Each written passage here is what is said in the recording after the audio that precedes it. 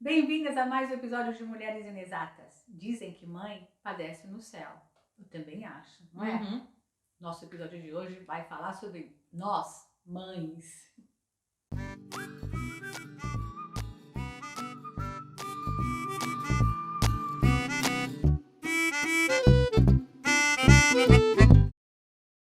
Estamos no meio da semana entre Dia das Mães em Portugal e Dia das Mães no Brasil.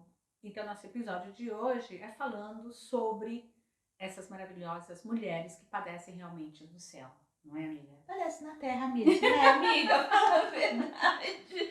Não é só no céu, Mas é que a gente já fica padece. pensando que já, nosso lugar já deve estar lá, né? Tá lá, Reservadinho, né? guardadinho. Mãe, é mãe, já vai direto. Não É. tem nem que passar, vai direto pra fila. Mas o que você sentiu quando você descobriu que estava grávida? Falando em maternidade, ser mãe. Ah, foi uma Qual foi super a sua reação? alegria. Foi uma super alegria porque eu tava tentando já fazia alguns meses, né? E não vinha, não acontecia. Deu bem uns 7, 8 meses. O marido, coitado, ele quase enlouqueceu, porque ele chegava do trabalho e já estava pronta.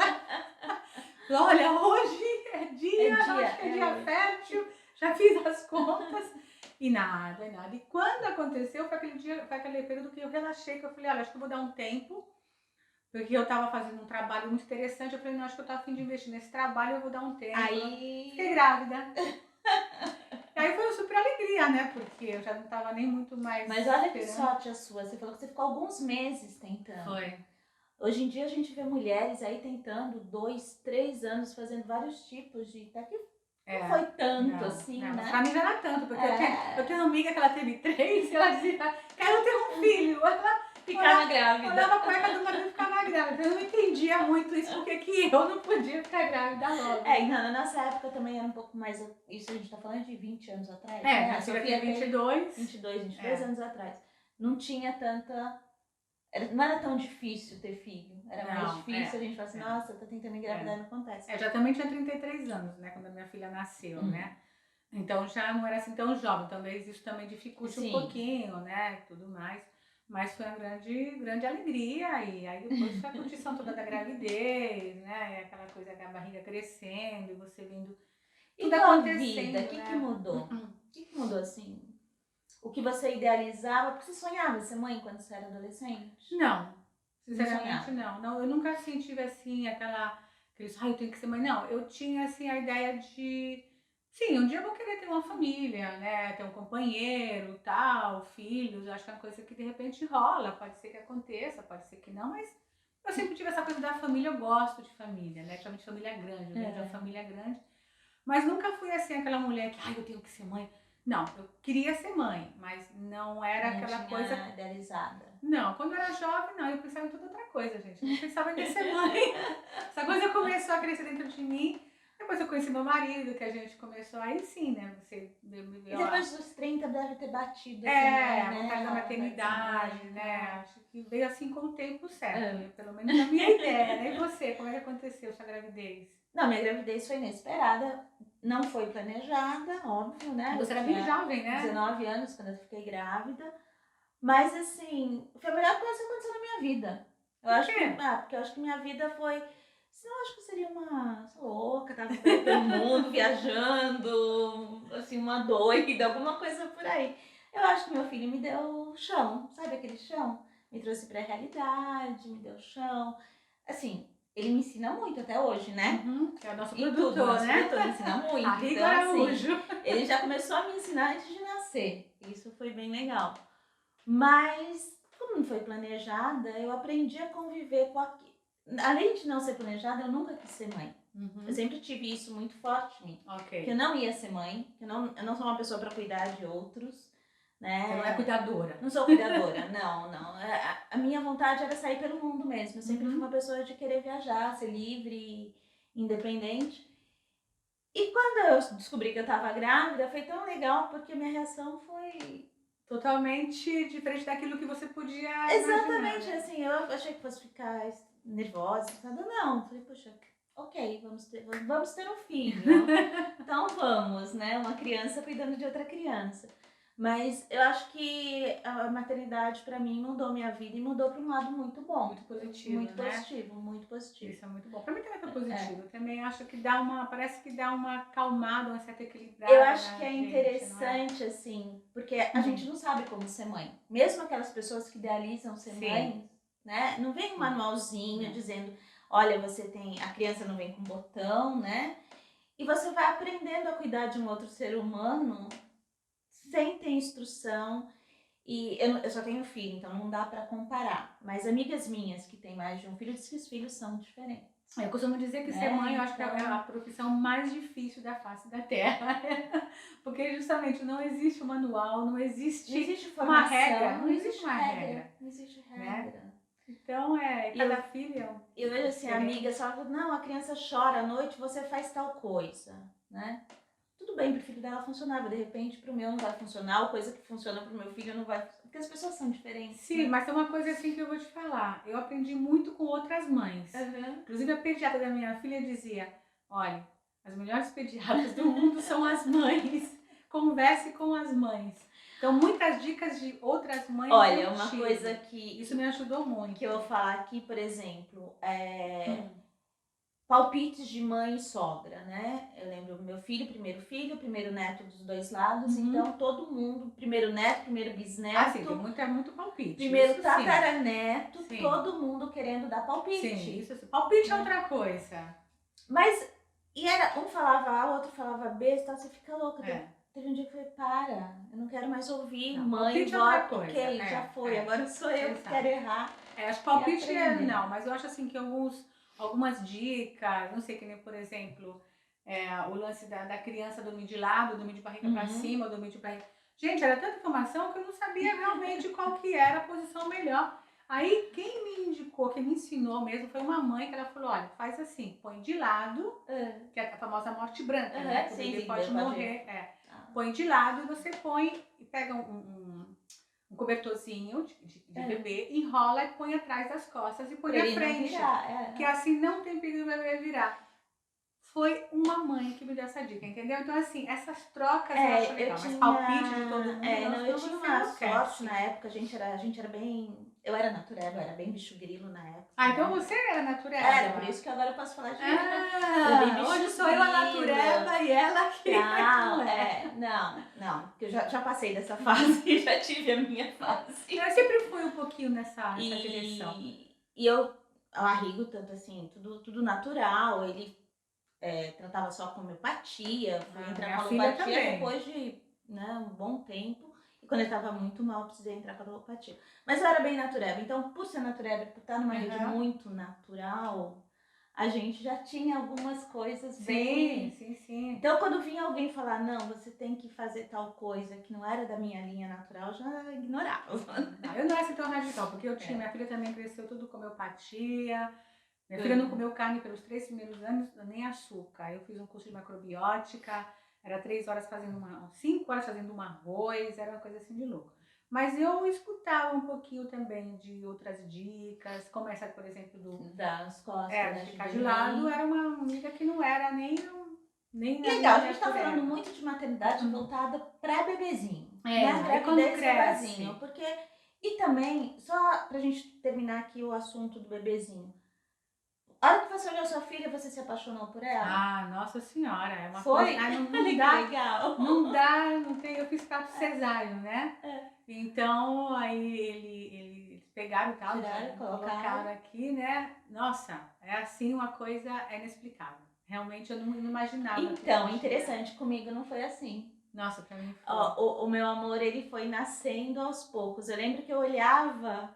Eu já contei isso pra ele várias vezes, né? Eu olhava pra ele... O que eu faço com isso? Eu olhava pra ele e eu tinha um desespero, uma culpa muito grande, que eu falava, eu não amo. Eu tô conhecendo essa pessoa agora, não tenho aquele amor, aquela coisa, né? E eu achava aquilo muito errado. E depois eu vinha descobrir que a maioria das mulheres não tem esse amor imediato. A maioria? Nossa, eu pensei ao contrário. E isso leva a um sentimento de culpa, que é um sentimento que as mães têm, que é um sentimento de culpa de não ter ali, né? E eu lembro quando eu fiz terapia, era uma das coisas que eu falava pra minha terapeuta, eu falava, não se preocupe. Não, ainda bem que você descobriu que não era um problema. É normal, porque a minha relação com... E aí você vai pegando o amor, e eu tenho isso muito claro, né?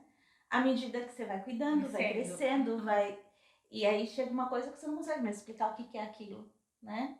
E eu lembro, ele às vezes deixava ele com a minha mãe 100 quilômetros de distância, ele chorava e eu sabia que ele estava chorando. Sabe aquela conexão que tinha? Que era, né? Ele ficava com dor de cabeça, eu tinha dor de cabeça. E eu sabia tudo que estava acontecendo, né? E eu achava aquilo muito louco, muito louco. Mas, ok, então tem a parte boa e tem a parte que você também sofre, né? Não é tudo mil maravilhas ser mãe, não. Tem gente que tem a depressão pós-parto. Tem depressão pós-parto. Né? Não, eu, graças a Deus, nesse aspecto, não. Na hora que colocaram ela aqui, foi uma coisa assim que...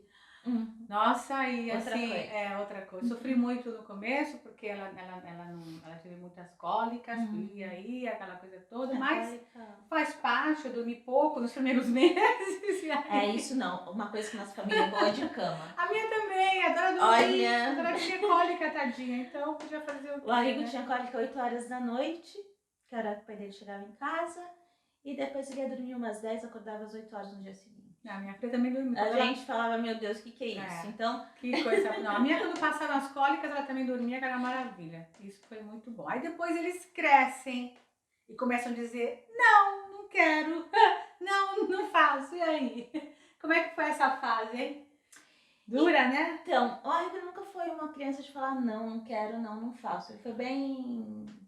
Foi fácil. Foi fácil. Ele é uma pessoa muito tranquila de lidar.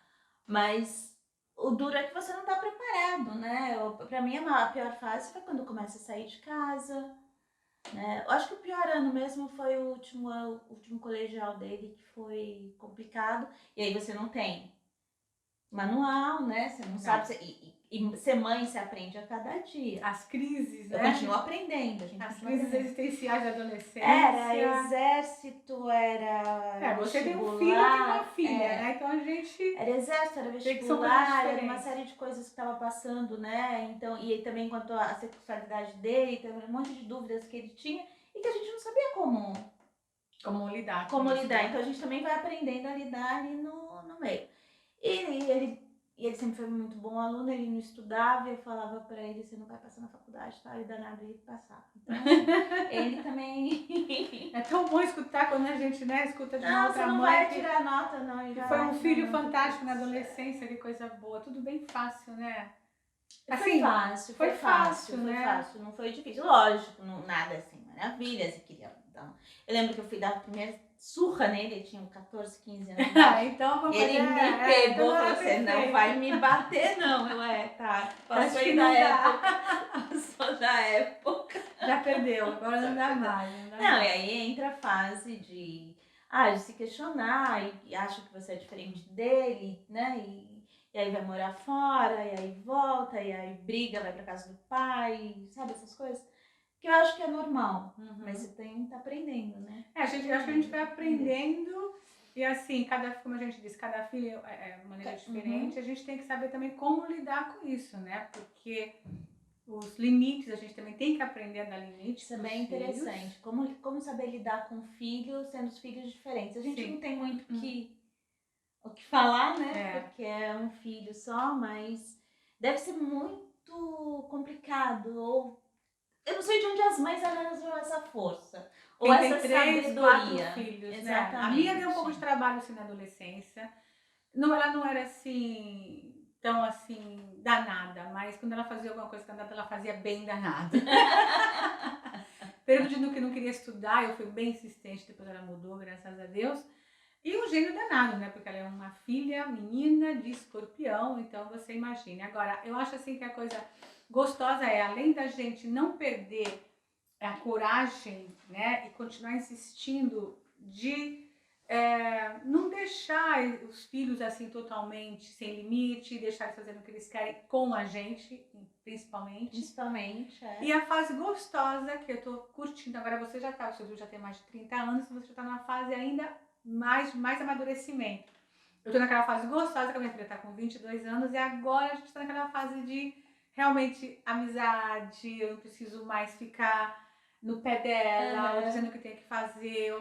A linha já foi dada, né? Assim, a gente já colocou o trilho, né? O treino certo na linha, o trem em cima dos trilhos de maneira correta. Então agora tá aquele equilíbrio, tá uma coisa gostosa, vem a amizade, vem o bate-papo, vem.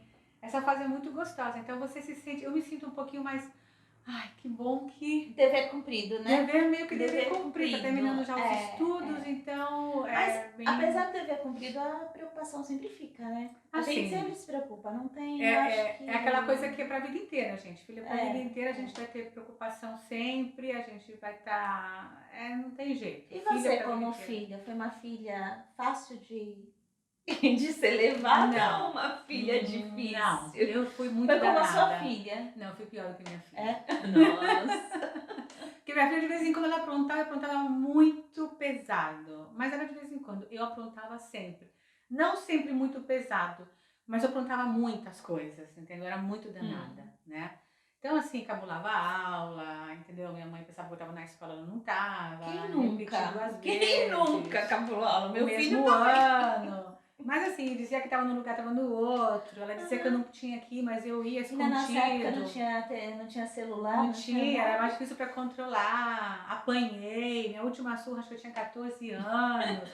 Eu fui bem levada, mas eu era uma levada legal, entendeu? Não era assim aquele levada, não, é porque eu sempre fui muito ativa, eu sempre tive muita vontade de viver, sei lá. Entendo. E aí eu às vezes não conseguia controlar essa coisa, eu queria fazer lá. Mas enfim, mas como filha assim, sim, eu nunca fui de responder muito pra minha mãe, sempre fui, acho que eu fui só até hoje uma boa filha. Nossa, Sempre quando precisou eu tava lá. eu sempre respondi ajudando. pra minha mãe, sempre. Nunca deixei assim. Apanhei muito. Apanhei muito também, porque eu era muito rebelde. Danada, queria sair, queria Eu fazer comecei as a falar com a coisas. minha mãe depois de 20 e poucos anos. Aí eu comecei a responder. E aí a gente tinha uns atritos e de vez em quando a gente tem até hoje. Ela tem 90 anos, a gente briga até hoje. Mas na minha adolescência não. Mesmo porque nem podia, né? Ela já me olhava assim, eu já nem já pensava em responder pra ela, né? Não, eu como filha fui muito danada. E uma das coisas que eu falava é que eu não queria ter uma filha. Quando eu tava grávida, eu queria que fosse um menino. Tem muito... Porque se eu tivesse uma filha, eu ia pagar a minha língua. Entendeu? Sabe, mãe paga a língua? Mãe paga a língua. Mãe paga a língua. Então eu tinha um medo terrível de ter uma menina por causa disso, que eu sabia que ela ia fazer comigo o que fazer com a minha mãe. O que você fazia com a sua mãe. Né? Mas enfim, e mãe perdoa tudo também. Mãe perdoa tudo. A coisa boa de filho, de filho com mãe, ou filha com pai, não sei, é uma coisa impressionante, né? Porque a gente estava meio acostumada que você briga com uma amiga, você briga com alguém, até com a irmã, que aprende, você fica com aquela coisa, você fica uns dias sem falar. Com filho não, né? Você briga, daqui a pouco você tá lá de novo, o danado tá lá. Mãe, não sei o que, você até esquece que ele aprontou com você. Você nem lembra, tá tudo tão natural. É realmente uma coisa, a maternidade é uma coisa muito especial. E eu acho que ser mãe não é só a mãe aquela que tem o filho que nasce da própria barriga. A mãe também é aquela que cria. Muita gente tem filho adotivo e o amor é tão grande quanto volta aquilo que eu comentei, de eu olhar pro meu filho e me sentir culpada de não sentir aquele amor. O amor foi crescendo com a criação. Isso acontece com as mães adotivas, né? A mãe é aquela que cria, né? É a que vai conhecendo a criança e vai... E é um amor que é criado, que você não sabe de onde. Sim, né? É um amor realmente muito grande. É muito interessante e é muito diferente de tudo que a gente conhece. Sim, é um amor infinito, não tem como. É um amor que não dá para comparar com nada, né? Mas enfim, feliz dia das mães para todas as mães do mundo. Muita força, muita coragem, não desistam.